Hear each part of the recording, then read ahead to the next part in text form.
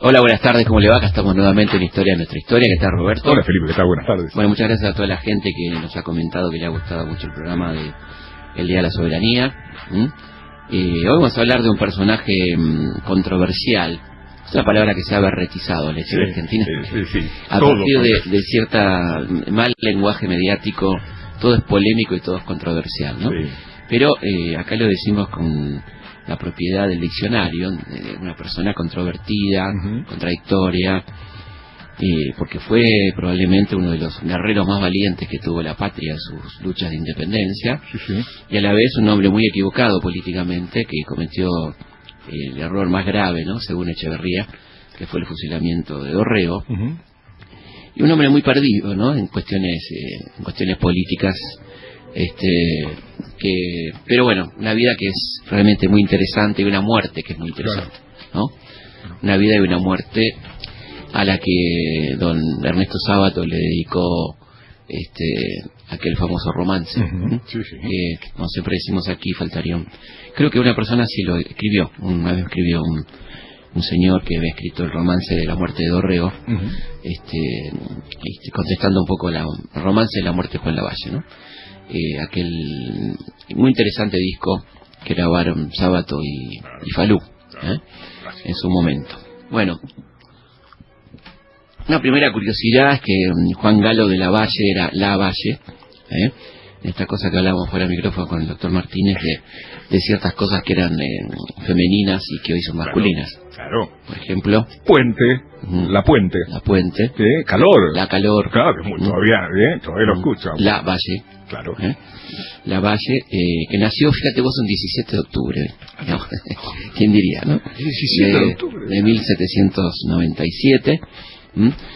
Fue el quinto hijo del matrimonio de Juan José de la Valle y Cortés, que era una curiosidad, descendiente directo de Hernán Cortés, el conquistador de México, ¿no?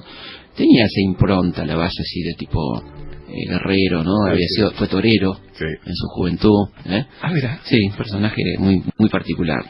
Uno de los más jóvenes por la edad que estabas dando, ¿no? Sí, de claro, la revolución. Porque, pues, si pensamos que San Martín había nacido en el 78, acá estamos ya casi en el fin de siglo, ¿no? Bueno, los Lavalle se trasladaron por cuestiones de negocios de su papá, que era contador de las rentas y tabaco del Renato Río de la Plata. Lo trasladan después a Santiago de Chile. Ahí observan por los diarios lo que pasa con las invasiones inglesas del 6, y en el 7 regresan a Buenos Aires. Pero bueno, la Revolución de Mayo le es claramente hostil a los Lavalle. No hay ninguna participación a favor, sino más bien al contrario de los Lavalle. Y Manuel termina recién acercándose nuevamente al Estado como administrador de aduanas en el triunvirato con Rivadavia, que era muy amigo de él, ¿no? Don Bernardino Rivadavia, una más para el currículum de Bernardino Rivadavia. Bueno, cuando San Martín forma el regimiento de Graneros a Caballo, convoca a muchos voluntarios, entre ellos a los famosos guaraníes, pero también a gente de Buenos Aires, y el joven Juan Galo, que tenía esta bravura, esta bizarrez, como se decía, bizarría, la bizarría, que había sido torero en la famosa Plaza de Toros, donde está actualmente el Ministerio de Bienestar Social, que hoy se llama de otra manera, ¿no? Acción Social, ¿no? Ahí en Belgrano y 9 de Julio, donde está la cara de Evita, ahí estaba la Plaza de Toros, y ahí supo torear don Juan Galo de Lavalle, con lo cual se ganaba, por supuesto, el cariño y la apreciación de las niñas. Un tipo muy buen mozo, muy buen mozo, quizá de lo más buen mozo de los próceres, apreciando por las pasiones que despertaba, por los cuadros que se conservan, que era un tipo apuesto, ¿no? Apuesto y valiente, ¿no? Bueno, valiente, temerario, digamos, ¿no? Curiosamente, en San Martín no lo elige para San Lorenzo, ¿no? Y va a tener su bautismo de fuego en la toma de Montevideo, la gloriosa toma de Montevideo de 1814, bajo las órdenes de quién, nada más y nada menos que de Manuel Dorrego, aquel que será su víctima, era aquí su jefe en estas cosas raras de la historia argentina. Después sí, por supuesto, sí lo elige San Martín para la campaña de los Andes, se va a incorporar al ejército, será un hombre muy cercano a San Martín, a su mesa chica. En esas circunstancias va a conocer a la que será su mujer de toda la vida, a pesar de sus amantes, pero bueno, la mujer con la que será su futura esposa, María de los Dolores Correas, mujer tremendamente sufrida, como veremos. En la campaña libertadora, Lavalle marcha a la vanguardia junto a Miguel Estanislao Soler, la columna Soler de las 6 columnas que cruzaron los Andes. Tiene una actuación muy destacada en el triunfo de Chacabuco, aquella famosa extraordinaria batalla, ¿no?, donde tenemos nosotros simplemente 12 bajas y los españoles 500, ¿no? Hablando de la impresionante calidad del ejército, de la capacidad estratégica de San Martín. Bueno, y es ascendido a capitán en esta acción. Lavalle sigue creciendo en esta. También participa en Maipú y va a acompañar a San Martín en la campaña del Perú, donde va a tener algunas discusiones con San Martín. Hay ahí unas peleitas en torno al cobro de sueldos y cómo se conducía la guerra, porque San Martín, según algunos críticos militares, demora mucho en dar la acción final, la acción militar sobre Lima, y muchos militares se atrevían a criticar a San Martín de que estaba demorando mucho la acción, entre los que estaba Las Heras y Lavalle, 2 hombres clave. Las Heras fundamental, ¿no? Sí. Fue el que salvó al ejército en Cancha Rayada. Ahí hubo unas discusiones muy fuertes.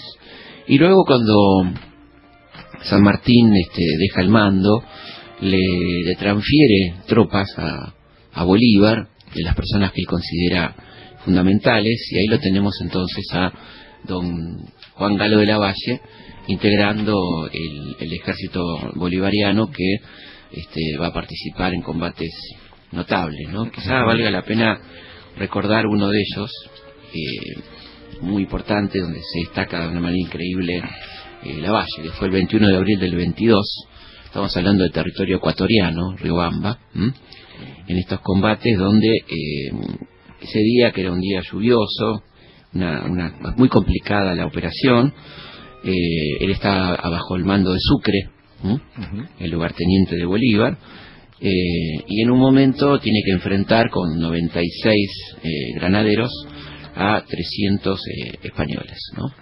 Por eso le pasó a la historia como el León de Riobamba, claro. Porque bueno, se decía que era ambidiestro, que luchaba con los 2 sables, y mandó para el otro lado una cantidad muy importante de españoles, del ejército realista, de los cuales pocos eran españoles, es bueno recordar, ¿no? Claro, en las tropas realistas había muchos americanos, pero bueno, en las tropas del rey, para decirlo así, y es uno de los combates más destacados de las campañas finales, ¿no?, de Bolívar, que bueno, participará activamente entonces Juan Lavalle. No está de más recordar que después de todas las campañas, los granaderos vuelven a Buenos Aires en febrero del 26, al mando del coronel Félix Bogado, que era un guaraní,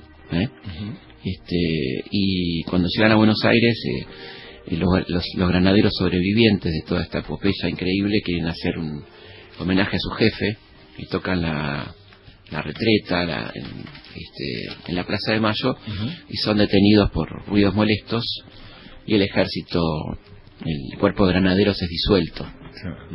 Esto tenía que ver con el encono que tenía don Bernardino Rivadavia, este hombre de la calle más larga del mundo, dicen, la más larga de Buenos Aires seguro, contra San Martín, que no quería dejar ni rastros, ¿no? Así que, pero curiosamente, Lavalle, que ya venía, como dijimos, con cierto enojo con San Martín, termina estando muy cercano a Rivadavia. En el medio cumple su promesa de regresar a Mendoza para casarse con su amada, María de los Dolores, y es nombrado jefe del regimiento de infantería. Tiene una actuación importante en la lucha contra el indio, montones de combates en una línea inmensa que iba del río Las Flores, Balcarce, Tandil, hasta llegar a Santa Fe.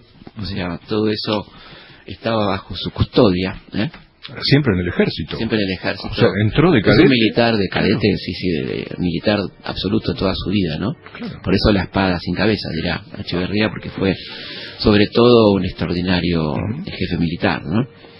Bueno, en el año 26 Rivadavia es designado presidente, y bueno, comienzan los problemas, la guerra con el Brasil, donde es enviado de Lavalle, tiene una actuación destacadísima, ¿no? Frente a las tropas en esta guerra que ganamos en la batalla y perdemos en los papeles. Esta situación tan desventajosa hace fracasar en gran parte al gobierno de Rivadavia, que termina cayendo además, sobre todo por la Constitución unitaria, que ese Congreso que lo nombra presidente redacta, una Constitución unitaria, centralista, que olvidaba absolutamente a las provincias y que provoca la reacción unánime de todo el interior y la caída del régimen presidencial, la vuelta a los regímenes provinciales, y le da lugar entonces a que surja en Buenos Aires la figura de Dorrego, jefe del Partido Federal, como gobernador de Buenos Aires. Volvemos al país dividido, claro. Cada provincia por su cuenta, y ahí entonces asume el federal Manuel Dorrego, mientras Lavalle está terminando sus actividades militares en la guerra con el Brasil, ¿no?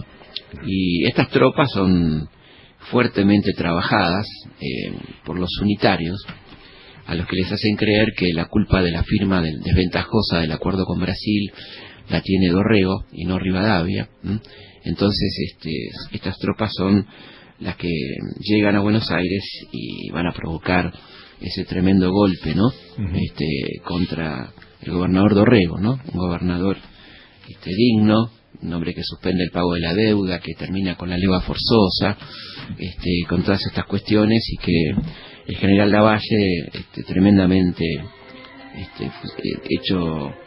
influido por estos nefastos personajes como Del Carril, Agüero, el propio Rivadavia, decide entonces capturar y fusilar a Dorrego con ese tremendo comunicado, ¿no? Participó el gobierno delegado que el coronel Dorrego acaba de ser fusilado por mi orden al frente de los regimientos que componen esta división.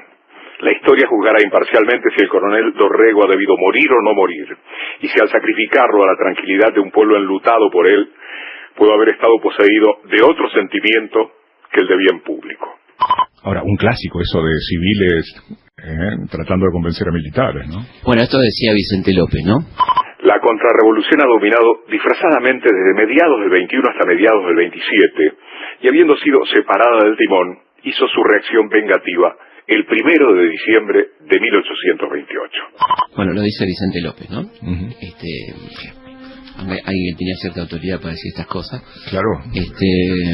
Y bueno, está muy bien el tema del título de contrarrevolución, que es lo que va a ocurrir a partir de 1820 con la experiencia unitaria. Martín Rodríguez, Rivadavia, casi ininterrumpidamente, ¿no? Porque estaba en el interregno de las Heras, pero que sigue teniendo a Rivadavia como figura influyente, ¿no? El gobierno más largo hasta el momento, el de Martín Rodríguez. Sí, Martín Rodríguez es un largo gobierno en medio de ese caos que termina con su asunción, que fue la famosa anarquía del año 20, y este personaje Rivadavia, bueno, que va a atravesar esta gran parte de por lo menos 7 años de la década del 20, ¿no? Y que por supuesto seguirá influyendo después en algunos personajes como Lavalle, ¿no? Sí. ¿Sabéis lo que no se nos explicaba de chicos? Este tema de cómo brota como una flor la Constitución unitaria, como si fuera un dato de la realidad incontrovertible. Muy interesante, porque estamos hablando de la segunda Constitución Nacional, la primera de 1819, una gran maniobra de los porteños cuando trasladan el Congreso de Tucumán a Buenos Aires, comienzo del 17, donde ya ellos están haciendo lo que quieren prácticamente, están trabajando ese año y medio, hasta el 19, para la redacción y sanción de una constitución tremenda, que es la Constitución Nacional de 1819, unitaria, centralista y cuasi monárquica, porque no define la forma de gobierno, y deja un espacio tremendamente peligroso para que venga un rey, un príncipe o lo que sea, ¿no? Y bueno, esto provoca la reacción de todo el interior y la guerra civil, ¿no? El ataque de Cepeda tiene que ver con esta Constitución unitaria, que es la obra final de ese nefasto periodo que es el Directorio, ¿no? Un periodo con pocas luces, ¿no? Realmente. Así que bueno, Van a repetir entonces el pecado original con una nueva constitución de 1826, centralista, unitaria, que va también a traer consecuencias muy graves, ¿no? Entre ellas la caída del régimen presidencial.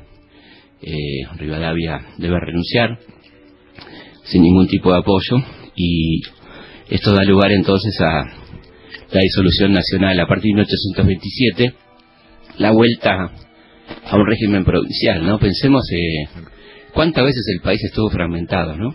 Claro. Es un tema interesante. Lo tuvimos fragmentado a partir de 1820, en esta especie de cada uno arreglándose como podía, un breve periodo de un año aproximadamente de la presidencia de Rivadavia, y después hasta 1852, donde Urquiza intenta esa unión nacional que fracasa y vuelve a separarse, hasta 1862. Claro. ¿No? Es decir, ahí tuvimos una breve unidad, por un lado, de la Confederación Argentina Urquicista, en esos años que van del 52 al 59, 60, próximo a 61, claro. Después de la batalla de Pavón, claro. Y bueno, ahí recién la unidad nacional, el inicio del proyecto muy tenue, ¿no?, de una nación, sí, que arranca con Mitre. O sea que la fragmentación es un hecho cierto, digamos. Un hecho cierto, el aislamiento, cada uno se arregla como puede, la autonomía, ¿no? La pobreza, porque por supuesto cada provincia valiéndose como podía, era una situación tremenda, no poder recurrir a las rentas de Buenos Aires, ¿no? Todo eso es un dato que a veces uno piensa como provincias muy pobres que estaban aisladas y viviendo de sus recursos, ¿no? Sí. Entonces eso fue durante mucho tiempo, ¿no? Ahora, la gente que está pensando, entonces ¿cómo alguien del interior podía ser unitario si eso le convenía a Buenos Aires? Y es muy interesante eso, porque eso tiene que ver con lo que vamos ahora, lo que viene, ¿no? Que es efectivamente el asesinato de Dorrego, la asunción de Lavalle luego de esa elección que comentábamos el otro día, la elección de las galeras, claro. Donde únicamente votaban los que tenían galera, los galeritas, y se sacaban la galera, y para votar cada candidato se volvían a poner la galera. Uno de los candidatos era Alvear, el otro candidato era Lavalle, o sea, imagínate las disyuntivas. Sí. Ganó Lavalle por afano, literalmente, nunca mejor dicho, la elección más chic de toda la historia, probablemente mundial, ¿no? Sí.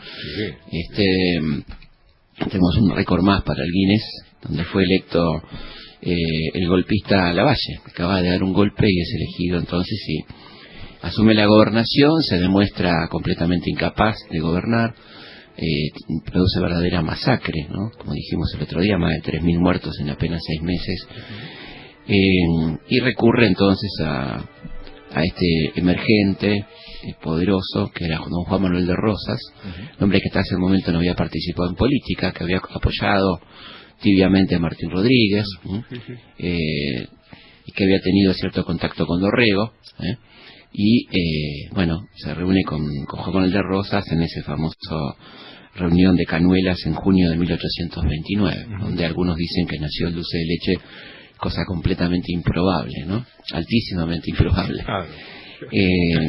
Muy probablemente haya nacido antes, y por otra parte no es un invento argentino, porque está en toda América con diferentes nombres. Cajeta en México, Manjar en otros lados, y así podríamos continuar. Lo cual no tiene que desilusionarnos, sino en todo caso llamarnos a la reflexión de por qué siempre tenemos que ser inventores de algo, primeros en algo, ¿no? O sea, ¿qué nos cambia eso, no? Que usted sea argentino, que... Claro. Bueno, en fin. O ser los primeros en ello. Los primeros en algo, los primeros en todo, sí.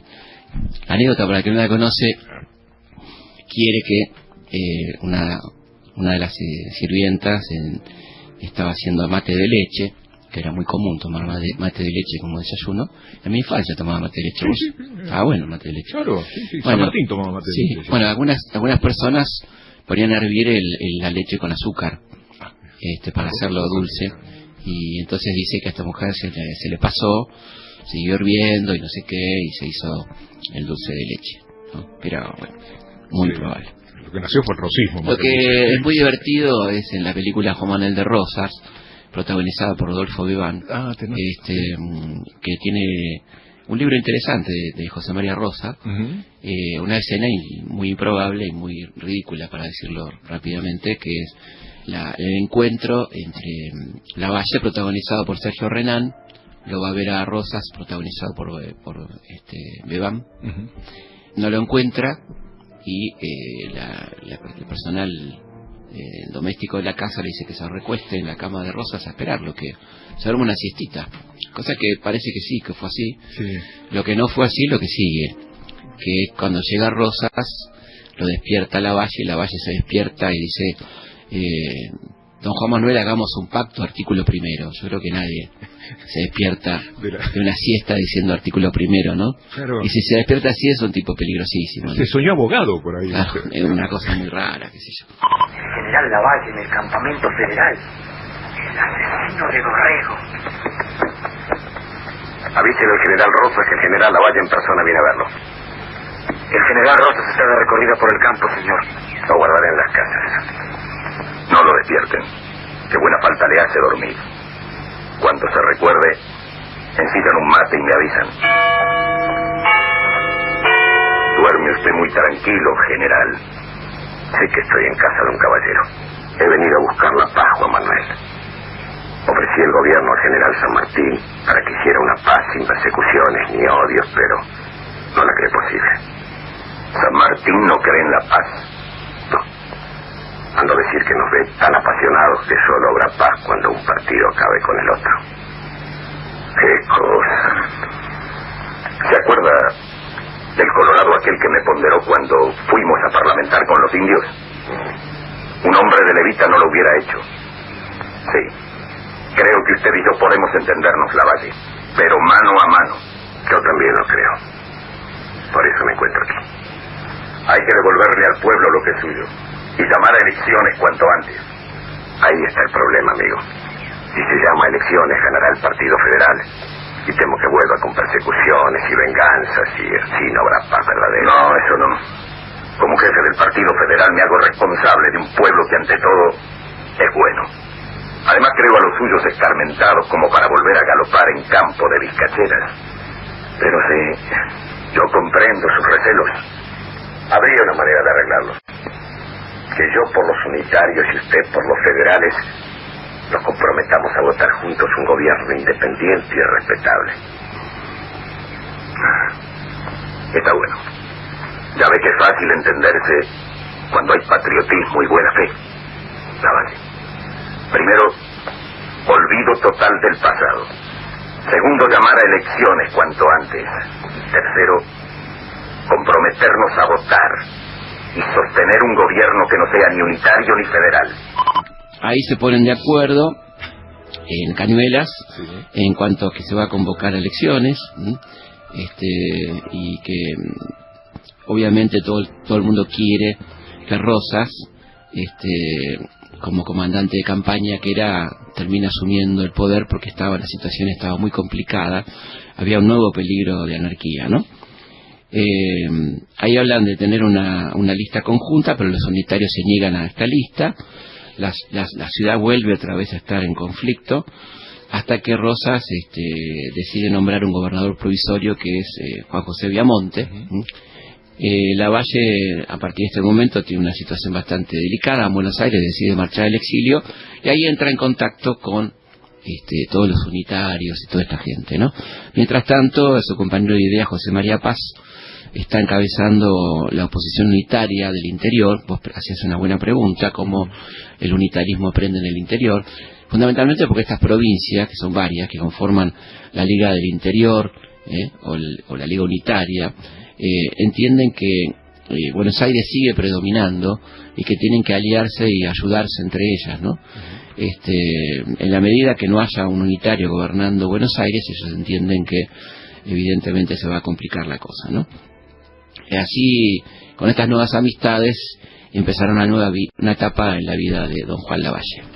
Es interesante este monólogo del general Lavalle ante sus hombres en 1839, cuando ya estaba empezando a perder todas las batallas, recogido por Jacinto Rodríguez Peña, que, bueno, no sabemos si es exactamente así, pero suena muy interesante lo que dijo Lavalle en aquella ocasión. Hoy es el 13 de diciembre, el aniversario de fusilamiento del coronel Dorrego, por mi orden. Sí, por mi orden, señores. ¿Qué significa este por mi orden de un mozo valiente de 30 años, que por disponer de 500 lanzas atropella las instituciones para quitar del medio al primer magistrado, al capitán general de una provincia? Dorrego debió morir o Juan Lavalle. No había remedio, la anarquía se entronizaba. Yo fui más feliz, lo vencí. ¿Qué digo? Más desgraciado. ¿Acaso no había formalidades que llenar? ¿No había leyes? Ah, señores, yo fui el que abrió la puerta a Rosas para su despotismo y arbitrariedades sin ejemplo. Los hombres de casaca negra, ellos con sus luces y su experiencia, me precipitaron en ese camino, haciéndome entender que la anarquía que devoraba a la gran república, presa del caudillaje bárbaro, era obra exclusiva de Dorrego. Más tarde, cuando varió mi fortuna, se encogieron de hombros. Pero ellos, al engañarme, se engañaron también, porque no era así. Dorrego solo explotó en su beneficio el mal que estaba arraigado en el país, como se ha visto después.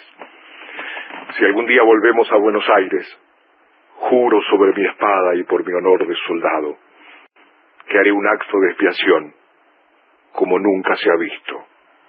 Sí, de suprema y verdadera expiación. Bueno, no le dio la ocasión volver a Buenos Aires. Mientras Lavalle se arrepentía, Ángela Bodrix, que era la famosa viuda de Dorrego, tenía que coser y hacer tareas domésticas para sobrevivir junto a sus dos hijitas, Isabel de 12 años y Angelita de 7. Así que eso es lo que pasaba mientras se arrepentía el general Lavalle. Historias de nuestra historia. Historias de nuestra historia. Con Felipe Piña. Bueno, como nos suele ocurrir, se nos acaba el tiempo, nos corren los galgos y tenemos a Lavalle contagiado con estas ideas de los unitarios exiliados en Montevideo, que lo instan a incorporarse al bloqueo francés y, como comentábamos el otro día, invade el territorio argentino bajo bandera francesa en 1838, provocando verdaderos desmanes, hasta que Rosas lo frena con 17.000 hombres, y comienza entonces la redota, diríamos, en términos artiguistas, la derrota. No para de perder a partir de entonces, ¿no? Recordemos que ya esta guerra civil está internacionalizada, tenemos a uruguayos en ambos bandos, claro. Particularmente del lado de Rosas a un tipo muy valioso para Rosas, que fue Oribe, ¿no? Que va a perseguir a Lavalle y lo va a derrotar en Famaillá. Ahora, ¿cuánta cantidad de soldados? Sí, 17.000 hombres. 17.000 hombres. Bueno, acá comienza esta historia que es realmente de novela, que tiene que ver con esta final de Lavalle, ¿no? Con lo que podríamos denominar el tiro del final, ¿no? Ahí va de derrota en derrota después de la sufrida en Famaillá, junto a su compañero de idea, Juan Esteban Pedernera, un hombre que será luego presidente por unos días después de la caída de Derqui, ¿no? Ya en el desbande de la Confederación Argentina, ¿no es cierto? Sí, de Derqui, exactamente. Bueno, ahí en Salta, llega a Salta, Lavalle es un alto que le va a cambiar la vida en algún sentido, porque se enamora de unos ojos azules muy penetrantes, que era nada más y nada menos que Damasita, la hija del coronel José Boedo, sobrina del congresal y hermana del coronel Mariano Boedo, que había sido fusilado por Lavalle. Una situación muy particular.